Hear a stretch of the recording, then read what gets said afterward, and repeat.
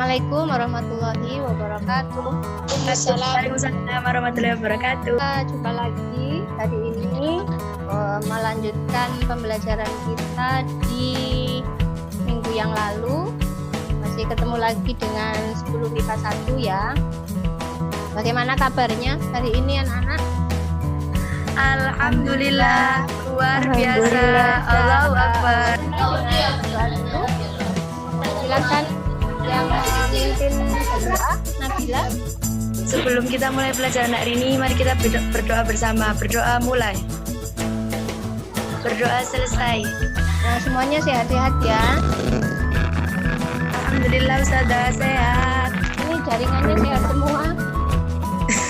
Jaringannya sehat semua. Ada yang tidak sehat ini dari ya. Iya. Alhamdulillah sehat.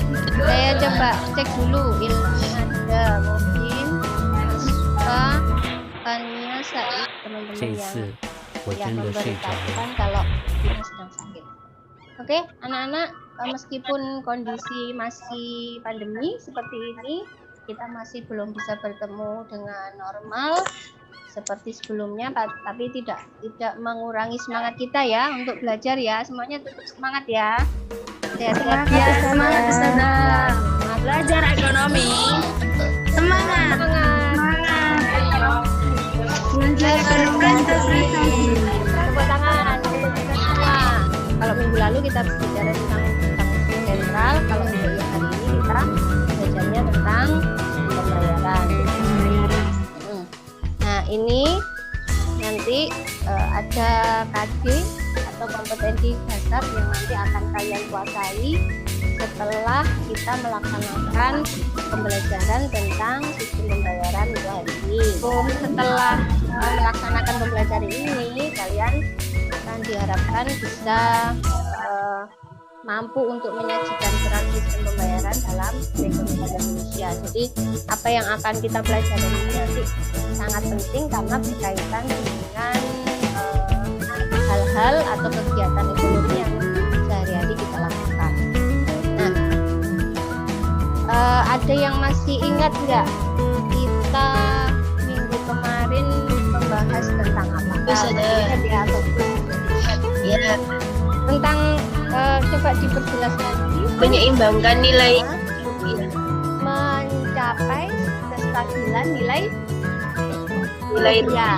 Nilai ya. Bank sentral itu satu tujuan utamanya yaitu untuk mencapai kestabilan nilai rupiah. Bank sentral memiliki 3 tugas utama: mengatur sistem pembayaran di Indonesia, mengawasi sistem pembayaran di Indonesia. Kemudian kedua, tentang apa, masih ingat? kebijakan moneter perbankan, iya. Mengawasi dan mengatur kegiatan perbankan yang ada di Indonesia. Perbankan bawahnya. Yang mau kita pelajari hari ini masih ada kaitannya dengan peran bank sentral. Ilustrasi, coba kalian amati, saya bacakan ya. Ana berbelanja kebutuhan dapur di supermarket. Kemudian setelah selesai belanja, dia membayar belanjaannya di kasir dengan menggunakan kartu debit. Nah, setelah pembayarannya selesai diproses sama kasir, nah kasir memberikan ada struk tanda bukti pembayaran dari belanjaan Ana tadi. Nominalnya. Ada lembaga Ya, banknya. lembaga banknya. Nah, terus apa lagi? Terus itu Pembayarannya. tanggal dan waktu pembayarannya. Tanggal pembayarannya. Ada lagi nomor Nomor rekening. nomor Kemudian ada jumlah nomor ada pembayaran. jumlah nominal pembayaran. Nah, melakukan transaksi. Ya, pernah melakukan Dengan alat itu. pembayaran dengan menggunakan cara seperti itu.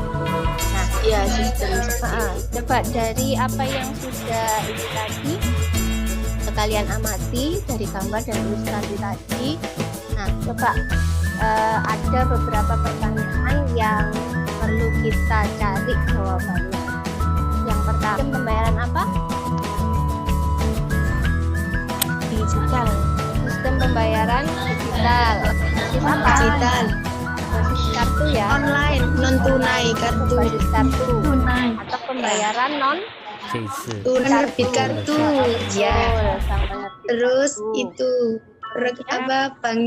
banknya supermarketnya Ustazah, Bank Indonesia yang mengeluarkan kebijakan. Oh iya, yang memiliki regulasi ya, yang mengawasi, kemudian juga mengatur tentang kegiatan sistem pembayaran yang dilakukan oleh lembaga penerbit sistem pembayaran. Jadi pemindahan dana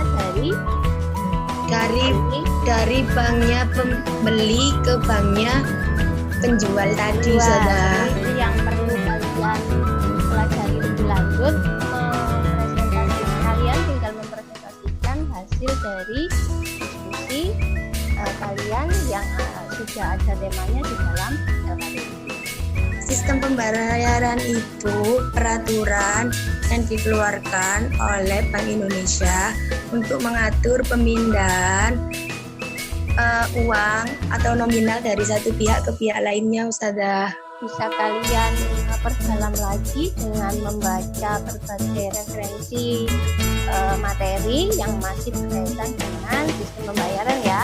Nah, yang terbaru dari Bank Indonesia dalam rangka Bank Indonesia itu melaksanakan perannya dalam sistem pembayaran, Bank Indonesia sudah meluncurkan dua sistem terbaru untuk sistem pembayaran. Yang pertama itu adalah GPN, yaitu Gerbang Pembayaran Nasional. Itu untuk yang pembayaran berbasis kartu. Yang kedua, Bank Indonesia itu juga sudah meluncurkan sistem terbaru namanya QRIS atau QRIS ya, QRIS, QRIS. Jadi Quick Response Indonesian Standard. Jadi kalian tahu enggak pembayaran berbasis platform yang itu bukti bahwa Bank Indonesia melaksanakan perannya dalam sistem pembayaran. Karena apa? Dari waktu ke waktu pembayaran sudah mulai beralih dari tunai ke non tunai. Kelompok yang kita sudah bentuk di minggu kemarin ya, dan kalian tadi malam juga sudah melakukan diskusi kelompok pada saat jam wajib belajar malam ya. Evaluasi pembelajaran yang harus kalian kerjakan ya. Nanti linknya akan Ustazah share di kolom chat ya. Silakan bisa disampaikan, yang lain silakan menyimak dulu, nanti boleh memberikan tanggapan. Jadi dengan non tunai kita lebih mudah dan juga lebih efisien, karena pembayaran non tunai itu bisa hingga nominal yang kecil sekalipun. Seperti itu. Lebih mudah, praktis, terus transaksinya juga cepat. Oke, terima kasih. Kelompoknya apanya? Boleh dikasih applause dulu. Kasih applause dulu untuk kelompoknya. Pembayaran non tunai atau digital kan sekarang sudah banyak ya Ustazah. Tapi apakah pembayaran non tunai itu bisa dilakukan di pedesaan, kayak daerah gitu loh yang kayak puncak gunung gitu-gitu loh Ustazah? Saya rasa itu belum bisa. Iya. Saya rasa itu belum bisa Ustazah. Maksudnya belum bisa menggunakan transaksi seperti itu. Jadi meskipun ada pembayaran non tunai ataupun online atau digital, saya rasa pembayaran tunai itu masih akan tetap berlaku di sekitar kita gitu. Terutama untuk daerah-daerah atau tempat-tempat yang belum bisa mengakses internet ya, karena namanya pembayaran digital itu pasti salah satu kebutuhan mutlaknya adalah akses internet. Begitu Kak? Iya.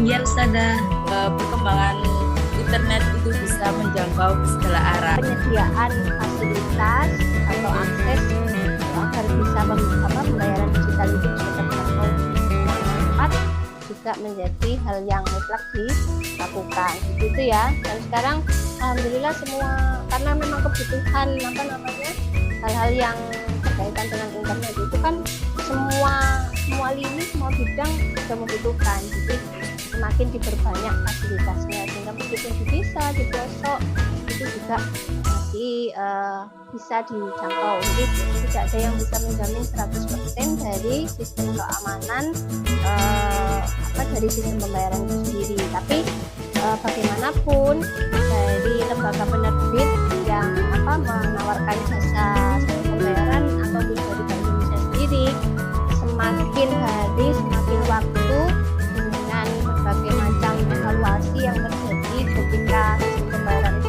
dilakukan, pasti disertai dengan peningkatan sistem keamanan pembayaran itu sendiri. Karena nanti kalau tidak aman pembayaran secara digital, pasti yang dirugikan siapa? Dirugikan pasti banyak pihak, terutama masyarakat yang sebagai pengguna sistem pembayaran. Jadi ya, karena ini kan hubungannya sama data dan dana.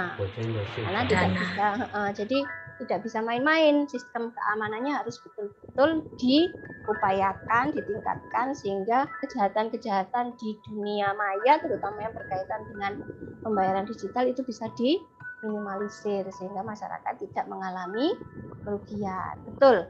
Asik belanja, mudah membayar, praktis, tapi juga harus tetap waspada. Hati-hati dan tetap hati-hati. Terutama waspadanya juga dari diri sendiri ya. Tentang apa? Ada yang bisa nebak enggak? Konsumtif. Betul, Giska. Bagus, Indah.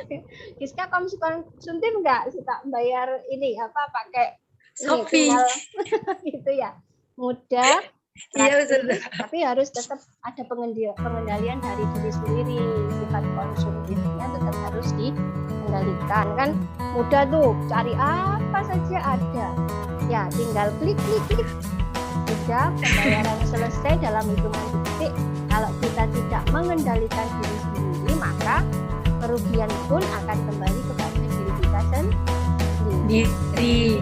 Itu ya, waspada dari hal-hal yang di luar dan waspada dengan kontrol dari diri kita sendiri untuk tidak bersifat konsumtif. Ya. Oke, tepuk tangan untuk semua yang sudah memberikan pendapat, tanggapan, kesimpulan apa yang bisa kita dapatkan. Sistem pembayaran itu ada dua, tunai dan non tunai. Non tunai itu kaitannya sangat banyak karena berkaitan sama sistem ya.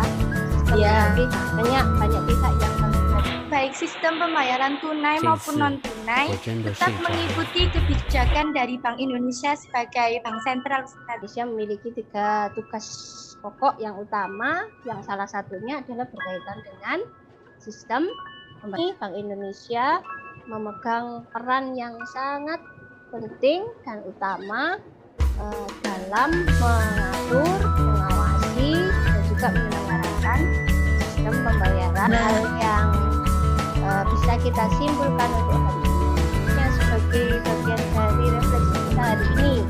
Banyak love ini, ada yang asik love, ada yang love lagi, ada tepuk tangan, ada jempol.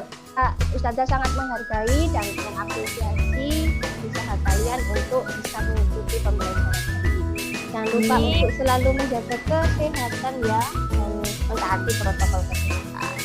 Untuk minggu depan pembelajaran kita lanjutkan lagi dengan nanti materinya tentang alat pembayaran. Kita akhiri pertemuan kita hari ini dengan ucapan Alhamdulillahirabbil alamin. Sampai jumpa ke depan ya. Assalamualaikum warahmatullahi wabarakatuh. Waalaikumsalam warahmatullahi wabarakatuh.